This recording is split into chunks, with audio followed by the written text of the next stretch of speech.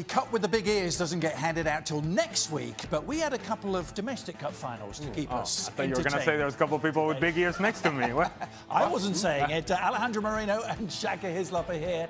Gab Marcotti is with us. Two cup finals in Germany and Spain to get to. Let's start in Spain. Really the big story with Barcelona taking first silverware in Spain since 2008, the 8th time they've won the Copa del Rey title. Barcelona will have to wait for number 31. Ali, we have to start with the vanquish, don't we? Not many people saw this coming. Certainly the bookmakers. Barcelona were heavy favourites. Did they deserve to lose this?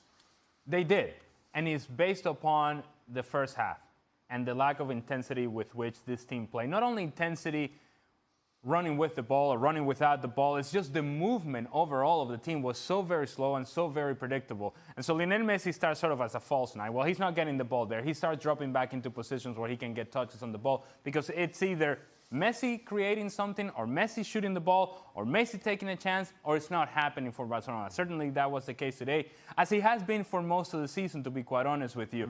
Defensively, Barcelona, whenever they lost the ball, it felt like Valencia was going to score every time. And had Valencia been more effective and more efficient in their ability to counterattack, this game would not have been as close as it was.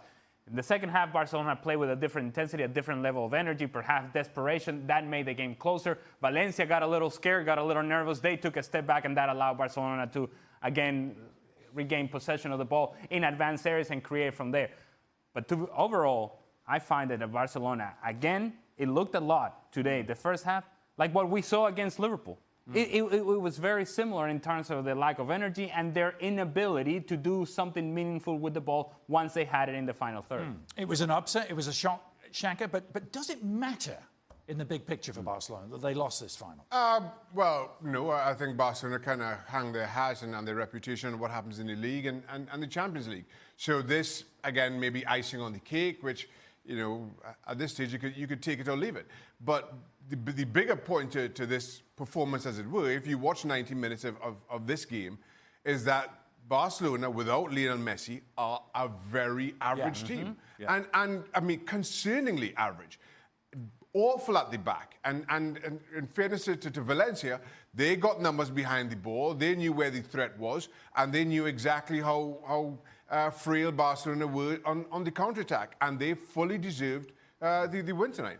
Gab Marcotti is also with us. Gab, what was your assessment of events in Seville? Did you see this coming? Yeah, I mean, especially once you saw the setup, and you know what? It's 2 years of Ernesto Valverde. And you know what? You can point out, oh, look, he won the double last year. He won the league again this season. But he keeps getting out-coached and out-thought in big games. And I appreciate he has an incomplete squad, which means that if Luis Suarez is out, then there's no center forward off the bench because then buy one for him or whatever. But still, you knew what was coming. I really thought Marcelino actually completely blitzed them in those first 45 minutes. I thought they could have even scored more. So in the second half, Barcelona came to life a little bit, but I think a little bit was also Valencia trying to hit on the break, maybe getting a little bit uncomfortable, perhaps. But even at 2-1, at the end, Barcelona still had two really good chances on the counter, which they didn't take. And I think this is a case, just doesn't happen against Liverpool, happen against here. He runs into a guy who out-coaches him and outthinks him tactically on the night. And I think this is the stuff that should give you cause to concern. Yeah, it's inevitable, isn't it? The questions will be pointed towards Ernesto Valverde. Out-coached in the games that matter, is that fair? I think it is fair. If you consider that the games that matter are specifically Champions League last year and specifically Champions League this year, and then you refer this as an example as well. I've been saying that I would move on from Valverde before this game. And regardless of what the score would have been here and the result would have been here, my opinion is very simple. There's been 2 opportunities for Valverde to truly change the way the team plays in moments in which the team needs an adjustment, and he has failed to do so. And that's the responsibility of a coach. So when it happens 2 years in a row, when you have the sort of collapses that he's had than they've had as a group against Roma and against Liverpool, in the end, it reflects very poorly on the players, but it also reflects incredibly poorly on the coach as well. But then when Lionel Messi comes out and says that he thinks that Valverde is the right coach, certainly for the foreseeable future, if you're sitting in the Barcelona boardroom, you have to take that. What else is he going to say, Shaq? I agree. But at the same time, given the pressure that Valverde has been under over the last week, and your star player comes out and defends him as he does, I expected more from this Barcelona team. I really did. And I understand Gab's point that, yes, you could see this coming, but then at the same time, Lionel Messi picks a ball up in midfield and runs the length of the field and scores. How many times have we seen that as well? And it feels as though when you watch Barcelona, that's what you're hanging on. You're hanging on magic from Lionel Messi. Yeah. And you've got to ask for more from your coach than just to say, you've got the best player in the world, let him do it. What's Valverde giving you otherwise? Gab? Well, it's funny. I was listening to what you were saying, Shaka, and I agree with your conclusion at the end. It seemed to me like you were going in a different direction when you were talking about Messi coming out and backing Valverde. Messi's going to do that because, if he sort of hums and haws and says, well, let's see what happens at the end of the season or whatever, then people are going to accuse him of not backing his manager. The reality, I think, is if you're Barcelona, you can't let Messi pick the manager because we saw what happened when in the Tata Martino debacle a couple years ago. You need to find somebody with the right personality that can relate to Messi, that can manage Messi, and say, listen, you're going to carry us when we need you, but we're going to have a framework around you that you don't have to do what Ali described earlier, where he needs to shoot on goal, but then he also needs to be back in midfield to create because nobody else will do that. You need to have the courage at boardroom level to realize that some of these players need to be moved on. Some of these players who you brought in, who you thought were going to be really good, and all of a sudden Nelson Semedo was going to be the second coming, and then you realize that the guy has serious trouble defending. You need a little bit of humility there, and you need to make some strong decisions this summer. And the one thing that would worry me, obviously Frankie de Jong's in the way, it seems that we're getting a lot of eye candy. We're getting de Jong, we're getting Griezmann, we're getting sort of 2-3 superstars, whereas I think there's a lot of surgery to be done on the everyday role players in this team as well. Gab, bottom line, when the new La Liga season kicks off at the end of August, whenever it is Ernesto Valverde still there on the touchline?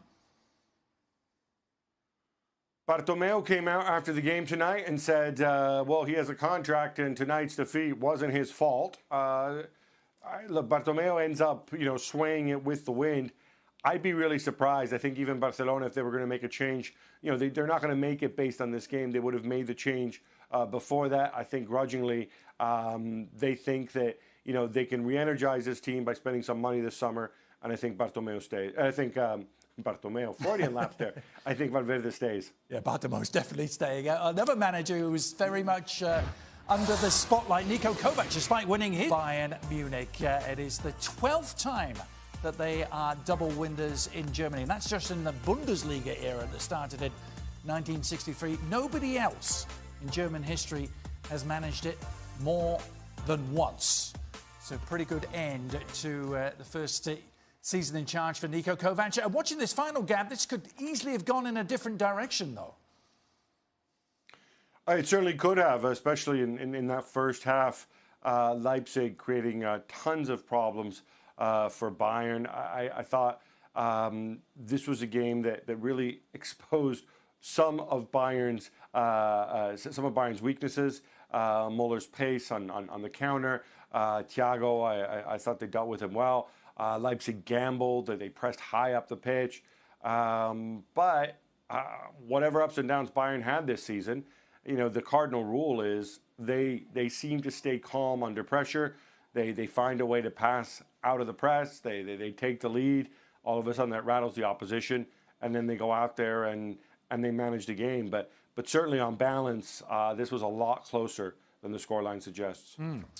And it wraps up a season that seemed to be going horribly off the rails. In December, they were in 5th place, looking totally out of it. They end up as double winners. Of course, the Champions League remains the big blip on their radar. Yes, and some turmoil early on in the season, and some questions, and I think rightfully so, of Niko Kovac. And then you also had to ask the question of, this team is getting older, and we didn't do anything to make this team get any younger. And so when Ribéry is injured, or Robin is injured, now you're looking in some different places to try to get that creativity and that explosive movement and dynamic movement in the final third. You're saying, well, where is the talent coming from? Well, you didn't do anything to address it. But through it all, they just kind of got result after result after result. It helped that Borussia Dortmund came back to them. I think that gave Bayern Munich confidence to then get on a run.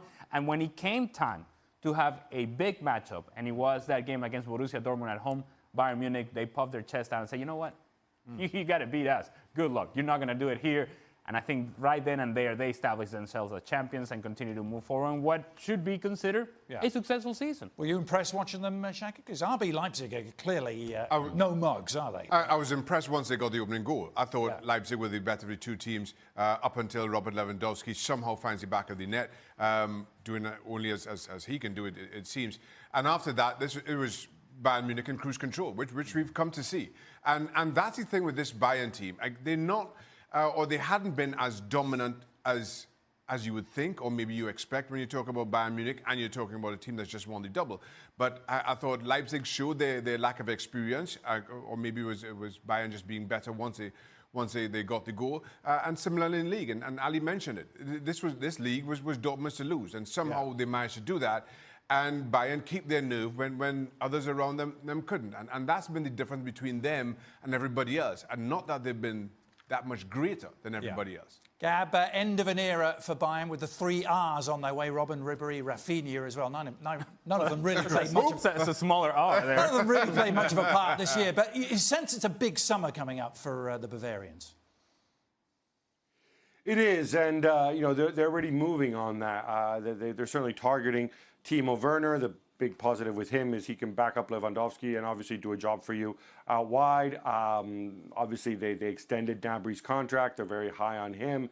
They're being strongly linked in the media with a move for Leroy Sané as well. He's going to cost an absolute bundle, but they feel that if he comes in, he's a game changer.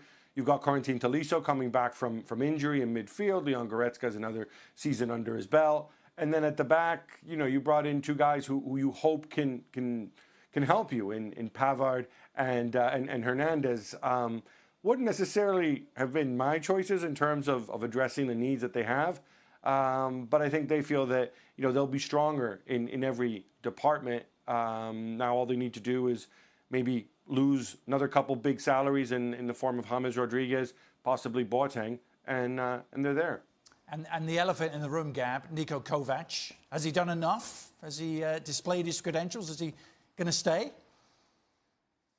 See, that's the question, right? We think of Bayern as this very rational club. It shouldn't depend on 90 minutes of football whether he stays or goes, especially when they were outplayed by Leipzig for long stretches. This is just a hunch. I don't know what they're going to do, but for me, the fact that there was still a question mark hanging over him going into this game, and that Bayern aren't the kind of club where everything's going to hinge on 90 minutes, that suggests to me that maybe he won't be back. Will be fascinating to follow that. We will salute the end of the Robbery era. Ian Robin and Frank Ribéry. This is the numbers they put up. Ribéry was there for 12 What about years. Rafinha? Robin, there's only room for 2 R's on this screen. The 3rd R will have to wait. Of course, perhaps the peak. Hey, you brought it up. The peak of Robbery was winning the Champions League back in 2013 at Wembley. Well, it's the final day of Serie A tomorrow. The big remaining storylines. Which teams will join Juventus and Napoli in the Champions League? Before we look ahead to Sunday's games, though, let's take a look back at the season that was.